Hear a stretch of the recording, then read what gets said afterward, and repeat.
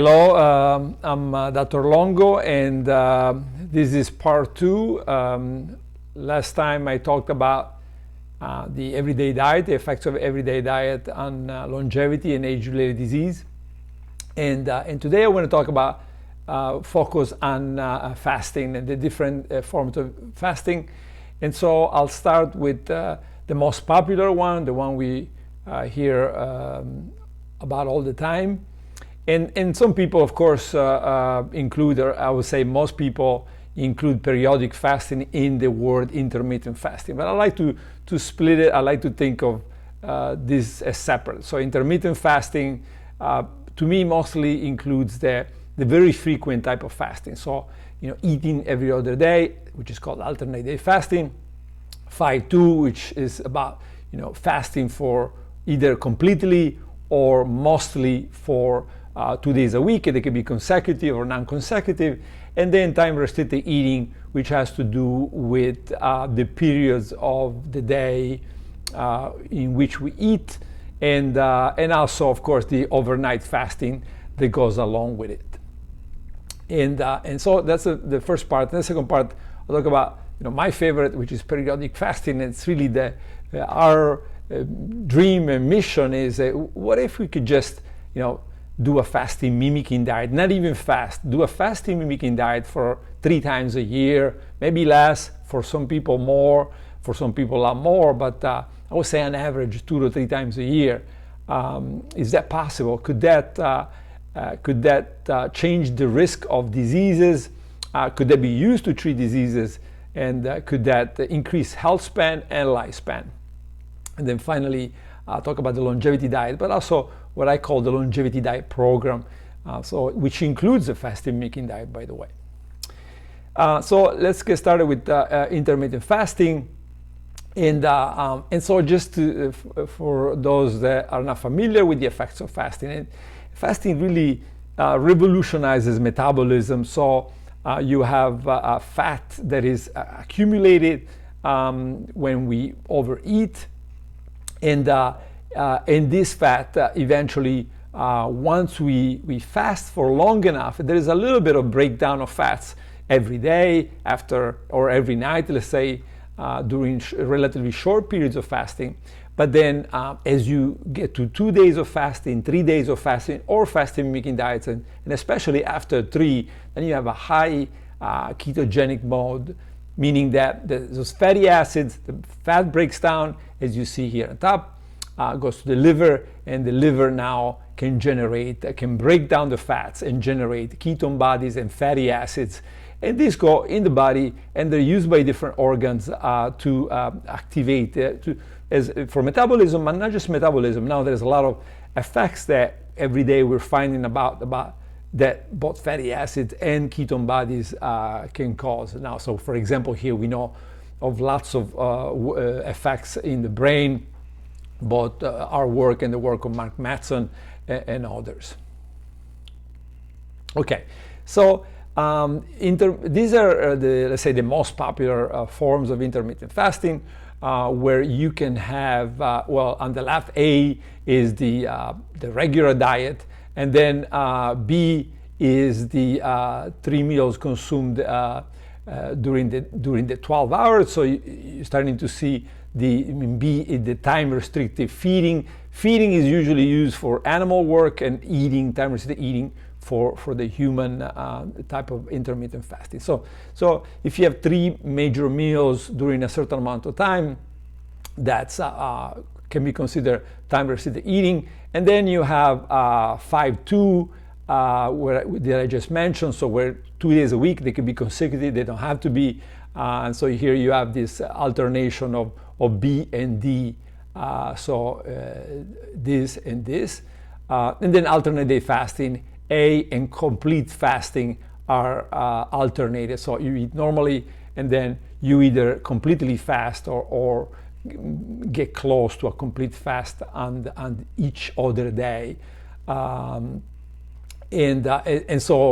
this is the alternate day energy restriction. Okay, so these are the major categories that have been tested both in animal studies, But animal studies are not always easy for this type of research, so there's been lots of clinical trials, and we're going to see more clinical trials coming related to these intermittent fasting practices. So one of the major one that has been tested is alternate day fasting that I just mentioned, or alternate day energy restriction, in which about 500 or 600 calories are consumed on the fasting day. So it can be nothing, or it can be 500 or 600 calories. And one of the major studies comes from Chris Tavaradi's lab, and this is work published in JAMA Internal Medicine a few years ago, showing the long-term, and this is a study lasting 12 months, either alternate day fasting or continuous calorie restriction, so a 25% restriction of calories. And the results are basically similar, suggesting that the subjects undergoing either everyday restriction of 25% or undergoing alternate day fasting, they did about the same. And you see here, this is the period of treatment, and then eventually the subjects begin to regain. This is weight loss in the first 6 months, and then you see this trend to regaining the weight, and this brings us to one of the major concerns of calorie restriction and alternate day fasting is the frequency and the severity of it, meaning that for most people it's difficult to do something that requires a everyday commitment or every other day commitment, and so this is why, after 100 years of research on calorie restriction, this has a tremendous role in understanding how nutrition and calorie restriction can affect aging and age-related diseases and lifespan, but we don't really see many people out there undergoing chronic calorie restriction regimens. Okay, so 5.2 and Michelle Harvey and others have focused on this, which has to do with, in most cases, in lots of studies, 2 consecutive days of of fasting, and in some cases it's also 2 non-consecutive days, and so again, these are being compared to continuous energy restriction, the same as I just showed you, calorie restriction every day. So if you have an intermittent energy restriction, the 5.2 compared to a continuous energy restriction, what do you see? And you see lots of beneficial effects. So now, but in most cases, you see 6 studies indicate that this 5.2 and calorie restriction are similar for weight loss. In most cases, they're similar for body fat. But when you get to insulin resistance, you start seeing some advantage of the intermittent fasting of the 5.2 compared to continuous calorie restriction. So interesting part there in need of expansion. And also in normal weight subjects, intermittent fasting seems to have some benefits on fat stores, insulin resistance, and metabolism. Okay, so what about time restricted eating? Again, this has to do with limiting the number of hours in which food is consumed. Say, if it's consumed within 8 hours, then it's called a 16-8, 16 hours of fasting, overnight fasting, 8 hours of feeding, and 12-12 refers to 12 hours of feeding and 12 hours of fasting. And one of the nice studies, or several nice studies, came out of the Panda lab. In this one, patients were asked to report when they're eating and take a picture of what they were eating. And this study was very nice because it showed that basically in the United States, people eat for almost 15 hours a day. They eat most of the calories, a lot of the calories after 6 p.m. And they also have these changes in the pattern when they eat and when they fast. which can give metabolic jet lag, right? So that weekdays versus weekend eating patterns. But I think the most important thing about this study was when they reduced the amount of feeding hours from over 14 to 10 to 11 per day. So then the fasting was say 13 to 14 hours a day. Then they saw benefits as far as metabolism and also benefits as far as sleeping is concerned. And so, but then I think it's important to look at the negatives, right? So what are the negatives? And I think that it's pretty clear now from lots of studies, as you can see listed here, that when the fasting, let's say 16 hours, 18 hours, some people are doing 20 hours, some people are doing 22 hours. So when this fasting includes breakfast, and I will say that's probably one of the major, I would say most of these very long overnight fasting periods of 14 hours or more involve skipping breakfast. Now you start seeing problems, so you see problems in weight gain, dyslipidemia, hypertension, insulin sensitivity, coronary heart disease, increased mortality, etc. And here is a meta-analysis where you see now the skipping breakfast and the risk of type 2 diabetes risk. And so most of the studies are showing increased risk for those that skip breakfast. And if we go into the specific diseases, particularly in men, now you're starting to see that those that skip breakfast, the risk of cancer mortality goes up about 35%. The risk of circulatory disease mortality goes up about 50%. And all-cause mortality also goes up about 50%, right?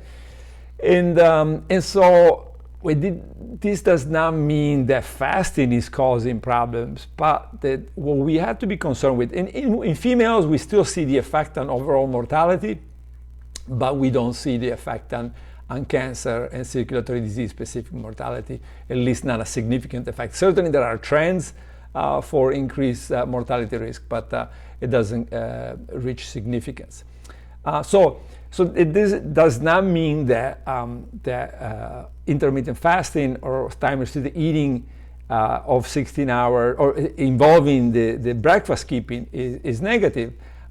It's just basically saying, well, at least what I conclude from it is that if it's beneficial, why isn't counterbalancing the negative effects, the negative behavior that this group may have, right? So let's say that this group is characterized by some bad habits, and that's why they skip breakfast. Now, why do we see, if it involves this 16 hours, 18 hours, 20 hours of fasting, why don't we see that counterbalancing these problems? Why do we see them, dying at a higher rate and having more circulatory disease, et cetera, et cetera? It's just a question. And so now we're saying, at least I'm saying, this type of, if it involves breakfast skipping, it may be okay for a brief period of time, maybe a couple months, to get patients from A to B, but then I think it's better to think about other intervention. This is another meta-analysis looking at, again, cardiovascular disease. Now you see those that never have breakfast with 87% increased risk. All cause, you see a smaller increase. Heart disease, 59%. Stroke, now you see a huge increase there. So now this is what we know, and now starting to be lots of studies, right? Lots of studies indicating that that breakfast skipping is bad. Instead, another issue is gallstone. On the left is cholesterol saturation in the gallbladder. So the bile, the cholesterol starts increasing in levels in the bile, and this could have to do with gallstones, and gallstone formation. I have to say, you see that this is 10 hours of fasting, this is 15 hours of fasting, and this is 20 hours of fasting. Now it starts coming back down, right? So then it's not clear. These are some old studies. One is from the 80s. So I think these are just possibilities. Doesn't mean anything, but certainly, again, we're starting to see some potential negatives for going too long, too frequently.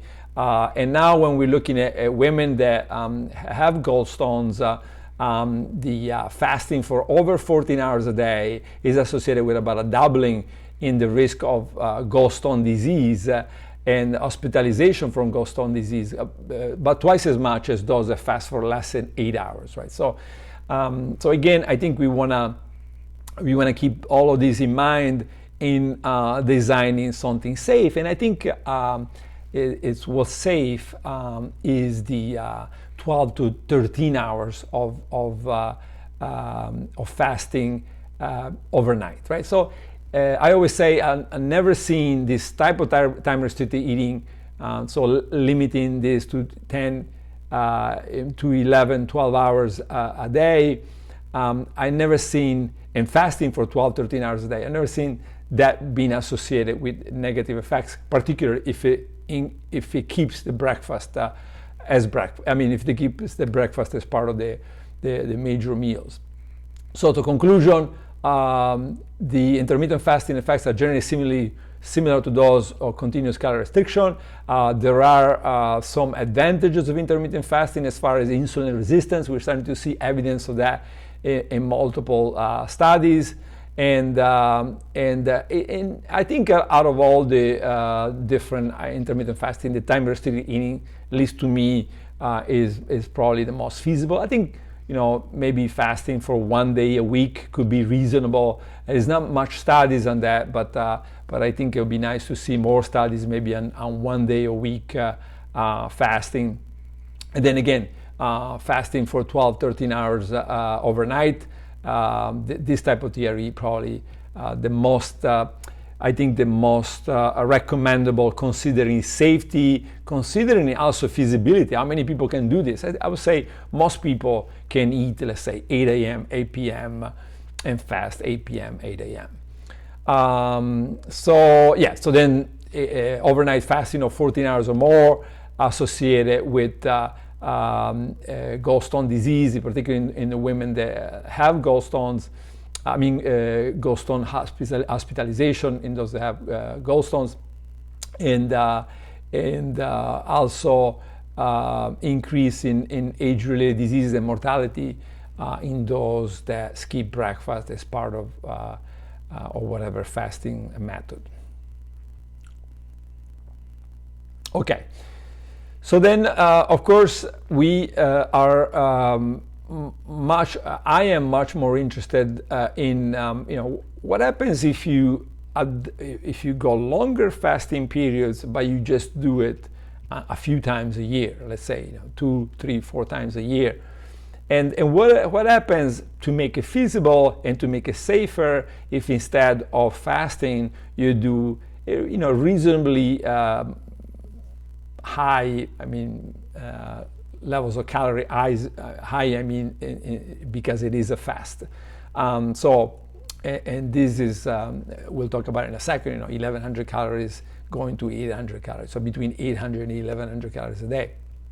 So I often show these emperor penguins, and why is that? Well, because as you can see, they put on a lot of weight when the food is plenty. And why do they do that? So they are most likely insulin resistant. They store fat, but they store fat because then they go months without any food, and so that fat storage saves their lives when food is absent. And so this is very important, right? Because we look at diabetes and insulin resistance and metabolic syndrome as either diseases or high risk factors for diseases, but are they in fact part of our normal metabolism, our normal cycles of metabolism between, let's say, the winter and the summer for most people, but also potentially periods of high food and low food. They might not have to do with the summer. Okay, so what happens if you know, and now consider that most of us are in this state of accumulating fat all the time, right? Let's say most people. And this is why over 70% of people in the United States are either overweight or obese, right? So they're trying to store, but these months of fasting never come, right? So what if it was just sufficient to have 5 days of a fasting-mimicking diet, you know, let's say 3 times a year, for most of these people that are overweight or obese, to unlock this state and switch people from a fat storing mode to a fat burning mode. Okay, so the fasting-mimicking diet was developed, for those who haven't heard my presentations before, was developed for cancer patients a long time ago. And so when we realized in the clinic that cancer patients did not want to do water-only fasting, so then we went to a fasting-mimicking diet. The U.S. government funded the National Cancer Institute, the National Institute on Aging funded research on the fasting-mimicking diet. And so the initial goal, first in my studying people, was can we get the effects on IGF-1, IGF-PP1, glucose and ketone bodies that water-only fasting causes, even though sometimes we might have to go an extra day of FMD versus the water-only fasting. So it may take a little bit longer for the FMD to reach these changes both in mice and in humans. So the FMD is a low calorie, low sugar, low protein, high unsaturated fat, is a vegan diet. And so the first thing I'll talk about is a paper that we published a few years ago on type 2 diabetes, but also type 1 diabetes. And so in this paper, basically it was this is in mice. A 4-day fasting-mimicking diet is alternated with 7 days of refeeding. And these are DB leptin receptor DB mice to become obese, and they become hyperglycemic within a couple of weeks, and then they die of this hyperglycemia. If we start the fasting-mimicking diet here at about day 15, when they're already hyperglycemic, you see that instead of developing even higher glucose level, the glucose level will come down, and we can prevent in these mice the hyperglycemia-dependent mortality. But the incredible thing, I think, has to do with type 1 diabetes model. So what if we instead, and these are also happening in the late stages of type 2 diabetes, so what if we damage the pancreas? So the pancreas is no longer making insulin. And in this case, we did it with this streptozotocin. And you see here the red is showing insulin-producing beta cells in the pancreas, in the islet of the pancreas. And you see after we treat with this STZ, there is very little, there's lots of red here untreated, very little red here, and at day 5 and at day 50, almost no red at all, right? So this pancreas is now permanently damaged, can no longer make insulin. And eventually we start the cycles of fasting-mimicking diet, the refeeding, and now we reverse this. And now the pancreas is starting to make insulin again. And why does that happen? Well, I think this is the really remarkable effect of fasting-dependent shrinking and activation of stem cells, and then refeeding dependent expansion and activation of these embryonic-like programs, which you see here. So now the pancreas in mice that are the gene expression in the pancreas is of genes that are involved in embryonic development are very low.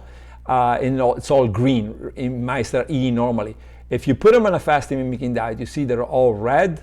And then if you give them, you take them out of the fasting-mimicking diet and put them refeeding, it's all red. So this is a lot of genes, including OCT4, that are involved in embryonic stem cells, that are highly expressed in embryonic stem cells and have central role in embryonic development. So in the period where the pancreas is first generated. Okay, so then just a month ago, we published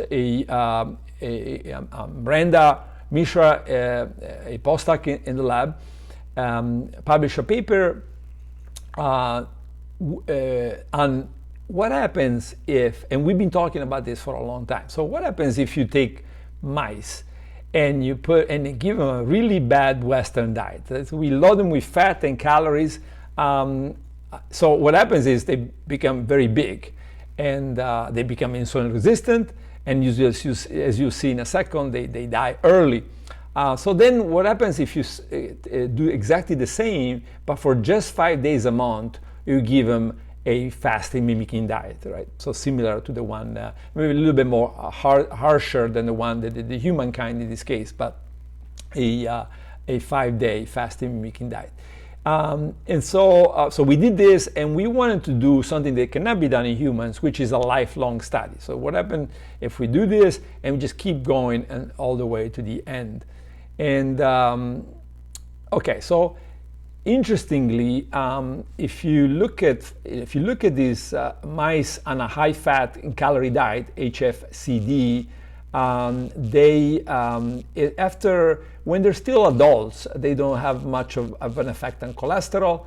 But then when you get to middle age and particularly older, now like in humans, you start to see this high-fat, high-calorie diet causing high cholesterol. But those that are 5 days a month, the same diet, but 5 days a month on the FMD, now we don't see this high cholesterol anymore. Same thing for leptin. Remember the leptin receptor mutation causing this obesity phenotype, and you see here high-fat diet, high leptin, probably high leptin resistance, but the FMD reverses this, and glycemia, it goes up with after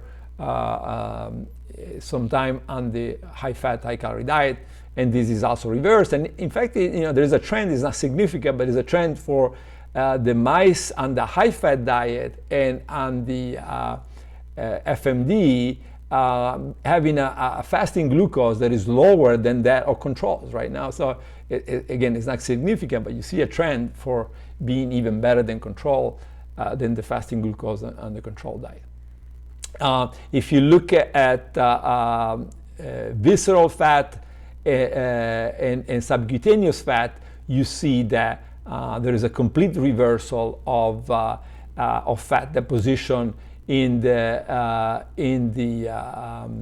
mice that are treated with the FMD. As you can see here, this is a control diet, high fat, high calorie diet, and the high fat, high calorie plus 5 days a month fasting mimicking diet.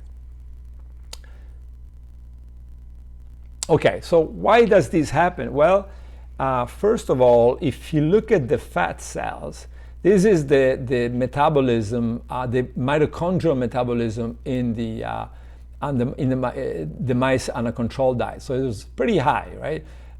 The red signifies high. Then if you look at the high-fat, high-calorie diet, it's now very low, right? So they're shutting down lots of the processes, the mitochondrial biogenesis and mitochondrial activity processes.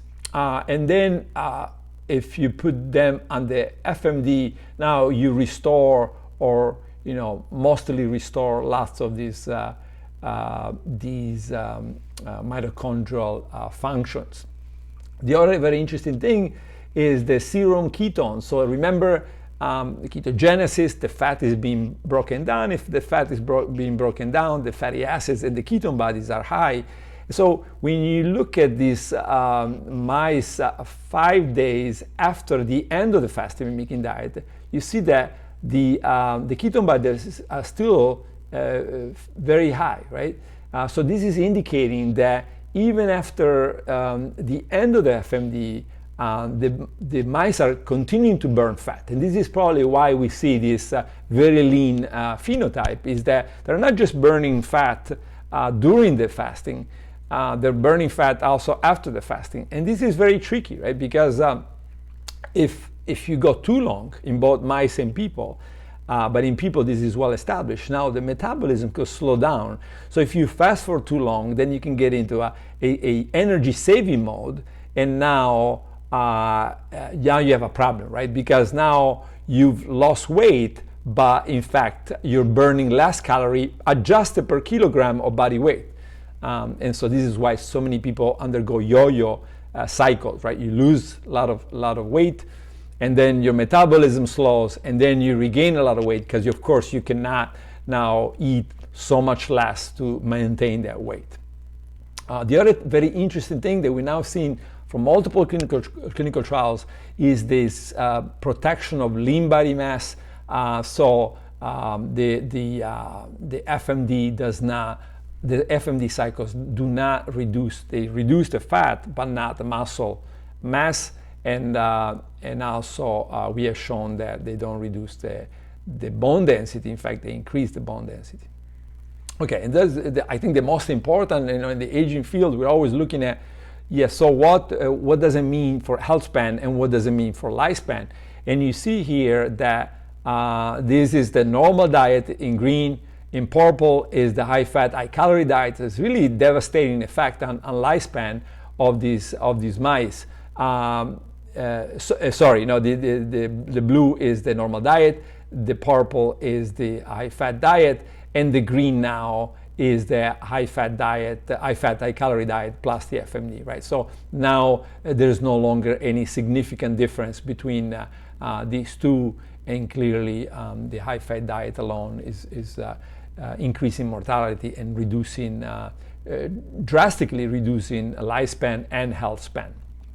In health span, you can see here, the high-fat diet is reducing lifespan, cardiac tolerance, stress tolerance, and increasing body weight, increasing adiposity, blood glucose, insulin resistance, leptin resistance, serum cholesterol, calorie intake, elastic lamina thickness, and aortic wall thickness, and all of these are reversed by the FMD.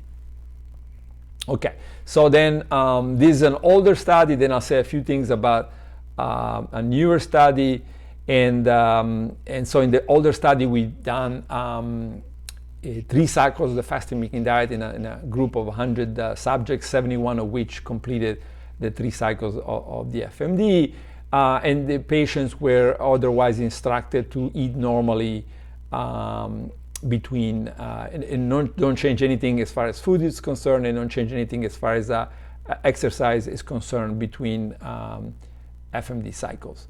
And the 5 days a month, 1,100 calories going to 800 calories. And you see here, well, first of all, let's start with the lean body mass, maintenance of lean body mass, and this is actually relative lean body mass is going up, but I say absolute stays about the same. And body weight reduced, abdominal fat, just like in the mice, reduced, waist circumference reduced, and also this is very important and different from chronic calorie restriction, these differential effects. So if somebody is starting with a fasting glucose of 75, we don't see a change, right? So in calorie restriction, the fasting glucose seems to be driven lower, progressively lower. Here we don't see that. But if those that had they were in a pre-diabetic status, now we see this drop in fasting glucose. IGF-1, we've shown, although it's not very well known to be a factor involved in diabetes and cardiovascular disease, we've shown, the Laron subject, the people in Ecuador, they have very low levels of IGF-1 to be protected from insulin resistance and from diabetes. And so here you see a drop in those that have normal IGF-1, but you see a much bigger drop in those that have high levels of IGF-1 to begin with. C-reactive protein, a risk factor for cardiovascular disease, no changes in normal subjects, and more change in those that have moderate to high CRP. To begin with, cholesterol, normal cholesterol levels, there's a small drop and a larger drop in those that have, in subjects that have cholesterol over 200. And this is from the new trial, so this is confidential, well, I guess not anymore. So this is A1C levels. I'm just going to show this because this is a public presentation. So for the A1C levels in this new trial that we ran, In those that had A1C below 5.7, again, differential effects. We don't see much of a change. In the pre-diabetic, we see a larger drop in A1C after this is 4 cycles of the FMD, and in the diabetic subjects now we see a larger, even larger drop of the A1C. So this is, considering the very limited invasiveness, these are very interesting results. And now Hanno Pale, our collaborator, has just completed a trial in Holland with 100 subjects that are all diabetic. So we're very excited to analyze and look at the data from diabetes patients that have completed, let's say, most of them between 6 and 12 cycles of the FMD in 1 year. So we'll know soon. Okay, so then the last one is the longevity diet program. So what if instead of just I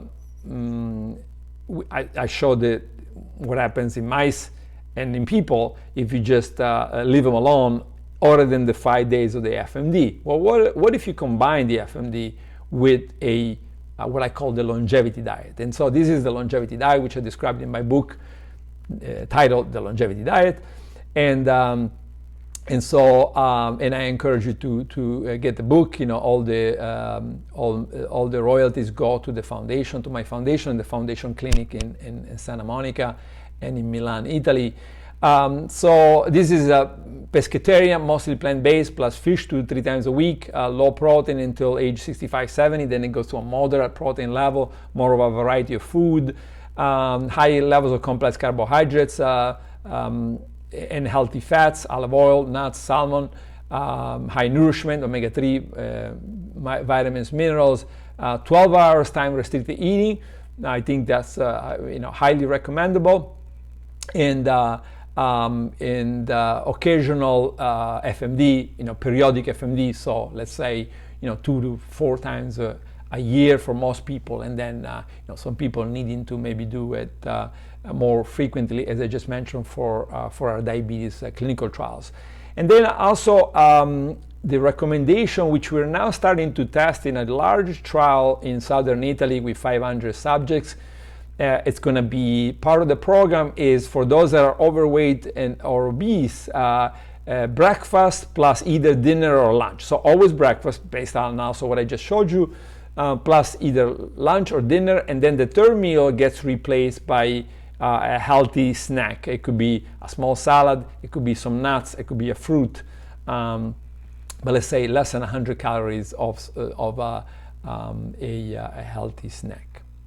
Okay, so then the foundations both in Italy and in Los Angeles have been carrying out this longevity program, and soon enough we'll be able to publish on the first couple hundred patients that have combined, for whom the longevity diet plus or minus the fasting-mimicking diet. In most cases we try to recommend the FMD, but they've done one or the other or both.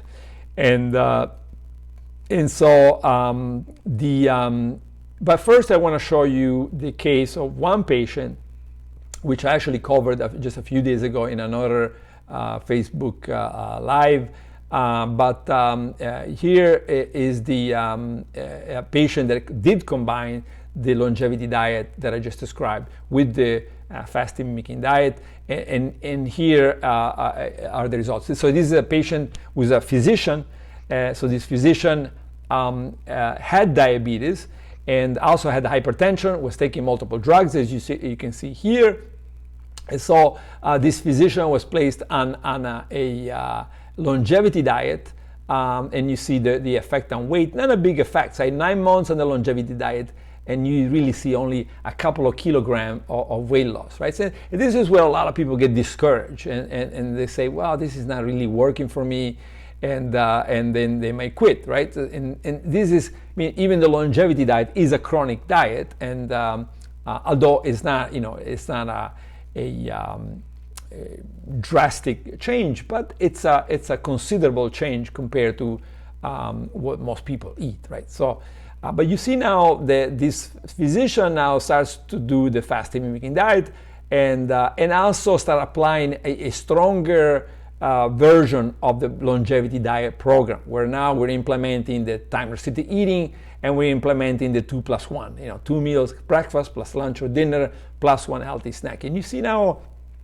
this is now starting to work, right? And now by 15 months or by 17 months or so, from multiple drugs and hypertension and diabetes is now only a diuretic drug for hypertension, and eventually, by 2 years into the treatment, is lost a lot of weight and is off drugs completely. And if you look at the systolic blood pressure, it seems to be going, with the progressive weight loss, and so the FMD is having an effect, and this is what we saw in the clinical trial, but not a very big effect, particularly because we were talking about most people that have a fairly normal blood pressure, right? Consistent with these small effects on those that have normal blood pressure. In these patients, by the time he starts the FMD, is 135. It does drop to maybe 132 or so, but not a big drop. But eventually, the combination for the longevity with the longevity diet program, it does get to a 125. Now his blood pressure after 2.5 years is between 120 and 125. So now it's just got perfect blood pressure, no drugs. And the reason for no drugs is clear here, which is you see now is that longevity diet, not much an effect on fasting glucose. And again, here's the moment where most people will drop out and say it's working, but not very well. But now he starts the FMD, he starts the longevity diet program, and now you see that this unlocks, and this could very well be that unlocking mechanism that I talk about in the emperor penguins, right? So at some point they go from abundance, store fat, insulin dependent storage of fat, to now breakdown of fat catabolism. So what triggers that, and how do you avoid going into a hypometabolic state that then makes it worse, right? And so I think we just I'm very biased, but now we're biased based on lots of studies now, lots of clinical studies, some published, many not. But so now, we're seeing in this patient, but this is reflective of what we see in the randomized clinical trial. So we're very excited about, and remember what I just showed you about HbA1c, right? So that comes from a randomized clinical trial. And so, it's working well in those that are above 5.7 A1C. So now this A1C, the fasting glucose and the A1C is dropping dramatically, and again by 2 years now, is fasting glucose is normal, no drugs needed. And now this is a patient that was maybe a couple of years away from injection of insulin, right? So yeah, and again, we're not trying to improvise here. We think we're working very hard with endocrinologists, and Hanno Pil in Holland is an endocrinologist.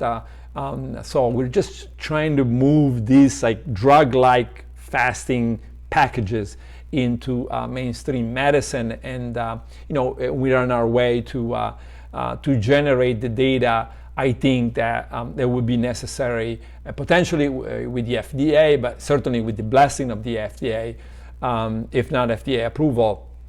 So we're generating the data that is needed to, allow this to be in the toolkit of the physician treating diabetic, pre-diabetic, metabolic syndrome, et cetera, et cetera. Okay. So yeah, then this back to the 140 patient, and actually now it's almost 200 in the clinic. I just show you one piece of success. So this is the effect on kilogram of body weight using the combination of the longevity diet and the fasting mimicking diet. So you see within 5 months we were able to drop about 4.5 kilograms in the obese, and about 2.5 in the overweight, but much less, again, differential effects in those that are normal weight. And so again, we're very excited. Somebody could look at this, but say I can get a lot more. It's really pointless how much weight people lose.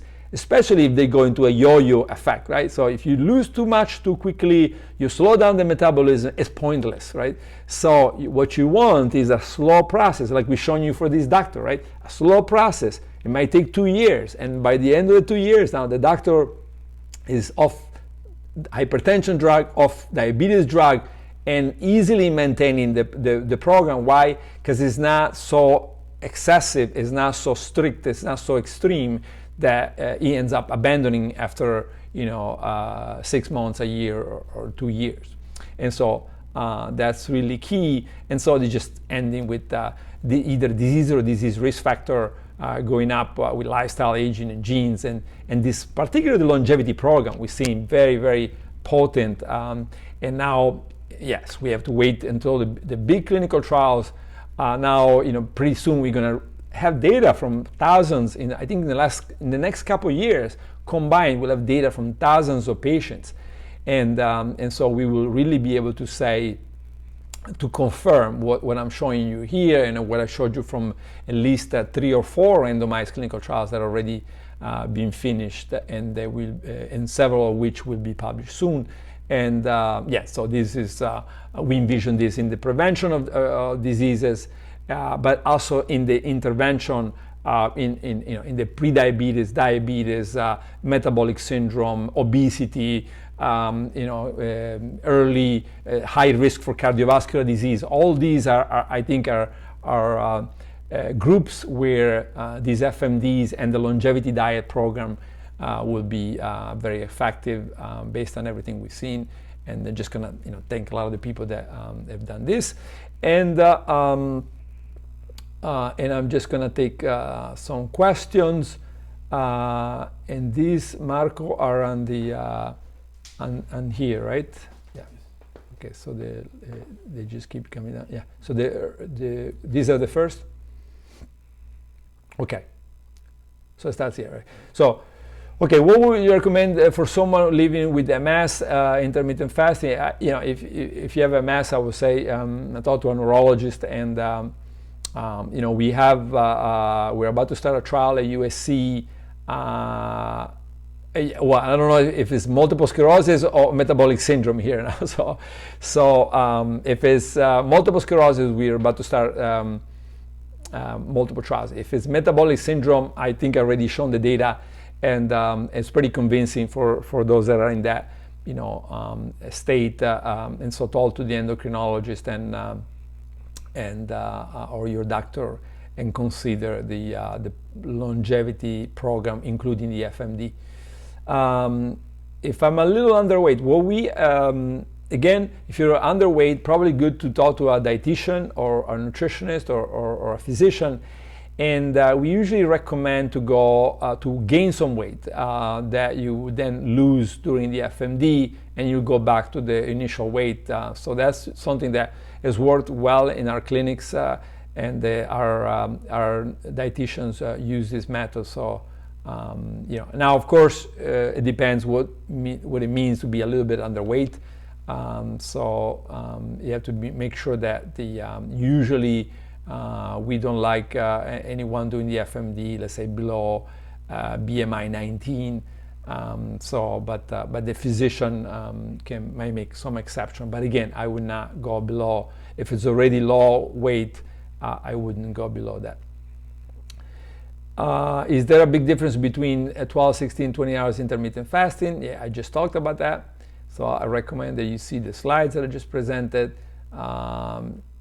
How does the fasting-mimicking diet work in CLL?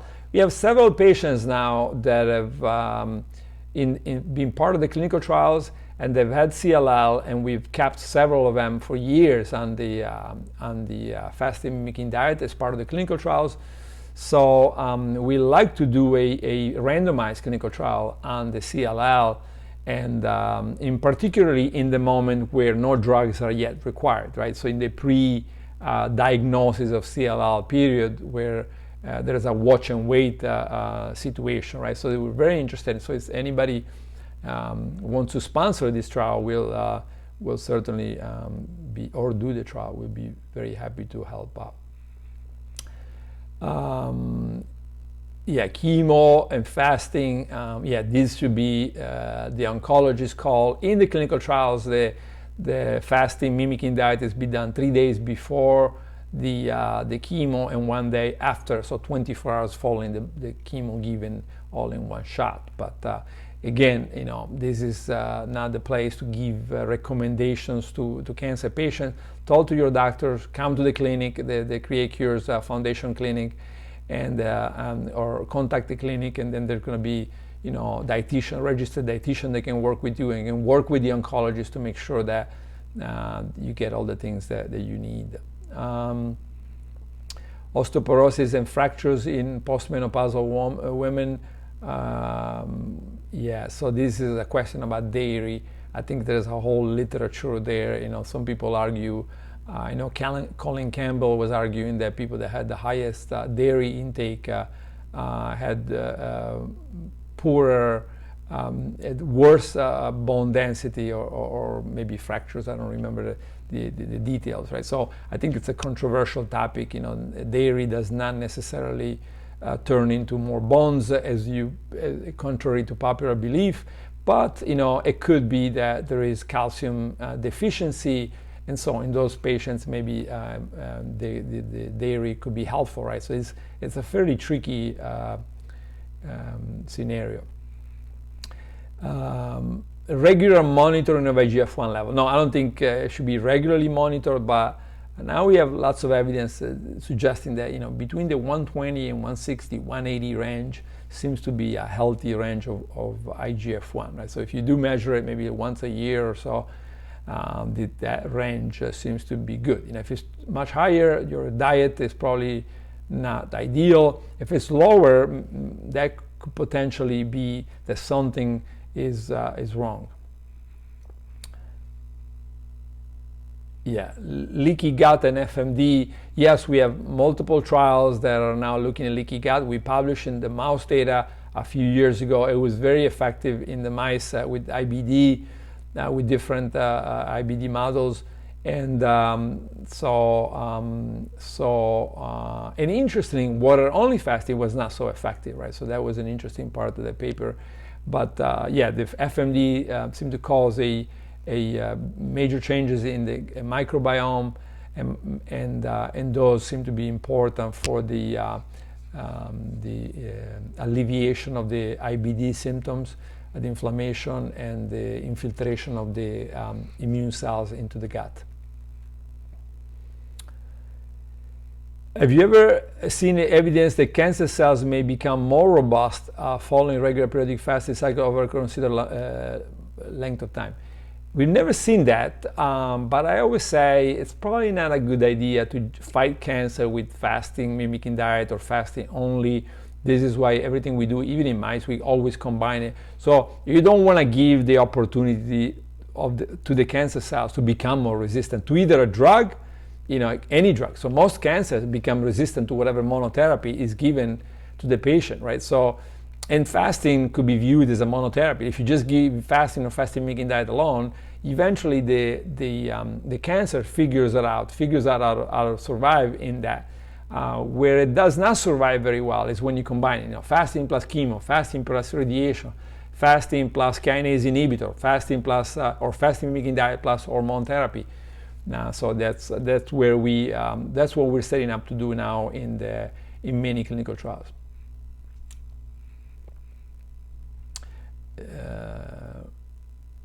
Yeah, poultry. We exclude poultry from the longevity diet of up to age 65, 70. I'm much more flexible after the age of 70. So I think that poultry could certainly be included in it doesn't have to, so somebody could be even vegan even after 70, but it's not easy to be well nourished and vegan, let's say, particularly after the age of 70. So yeah, we do say the poultry is probably okay, particularly if it's grass-fed and all of that, if possible. How does the FMD affect chemo in cancer patients? We have the group of UD Krop published this last year on 125 patient randomized trial pre-surgery, and and there was actually a dose response. So the women that did more fasting-mimicking diet cycles had a bigger clinical response, so the tumor size, and also pathological response, so the number of active cancer cells in the tumor mass after this was removed during surgery.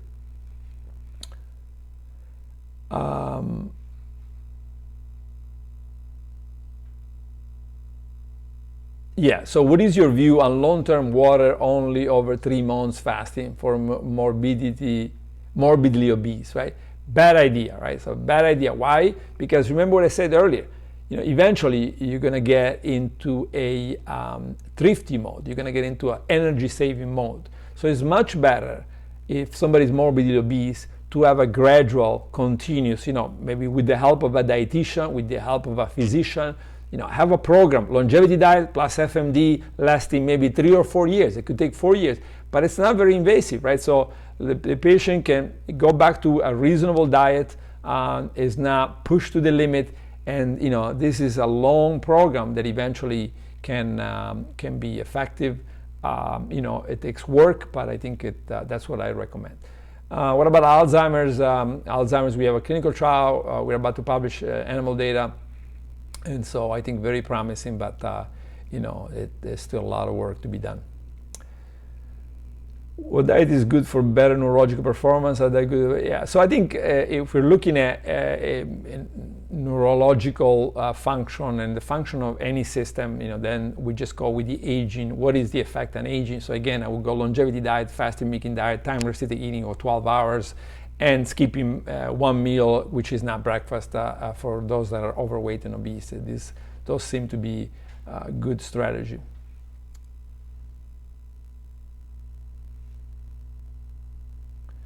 Fasting-mimicking diet promotes autophagy, but is that a concern for cancer patient as a cancer learns a new ways of feeding itself, and could autophagy blockers help with that? Yeah, I mean, again, autophagy is a small part of what fasting does to cancer, and sometimes autophagy is good for cancer, and sometimes autophagy is very bad for cancer, right? So I wouldn't equate fasting and fasting-mimicking diet with autophagy. It just takes a long time before autophagy is activated, and I would think of autophagy more in terms of normal cells than in cancer cells. In cancer cells, it can go both ways. And yes, that's what we're seeing. We're about to publish a study in which blocking autophagy was actually beneficial against the cancer cells. So it can go either way.